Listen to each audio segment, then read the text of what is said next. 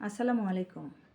কেউ একজন বলেছিলেন, তুমি আমাকে একজন শিক্ষিত মা দাও, আমি তোমাকে একটি শিক্ষিত জাতি দেব। শিক্ষার চূড়ান্ত ফল হচ্ছে সহনশীলতা। শিক্ষাই শক্তি, জ্ঞানই আলো।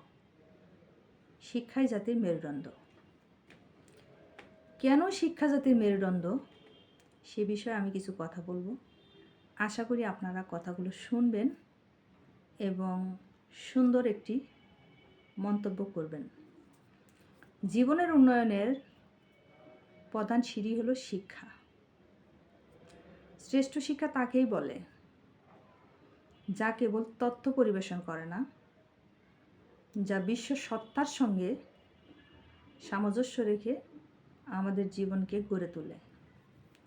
শিক্ষার মধ্যে এমন একটি সম্পদ থাকা চাই যা কেবল আমাদের তথ্য দেয় না, সত্য দেয়, যা কেবল ইন্ধন দেয় না, অগ্নি দেয়।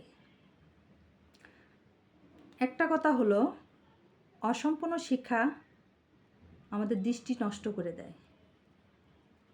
আমাদের সবার উচিত শিক্ষাটাকে পরিপূর্ণভাবে জানার জন্য। মনে রাখবেন, পরিপাক শক্তি ময়দার দোকান থেকে তৈরি হয় না, খাদ্য থেকেই তৈরি হয়। মনুষ্যত্বের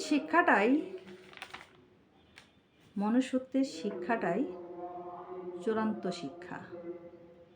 মানুষের অন্তর্নিহিত পরিপূর্ণ বিকাশই হলো আসল শিক্ষা, সত্যিকারের শিক্ষা। শিক্ষা হলো সভ্যতার রূপায়ণ।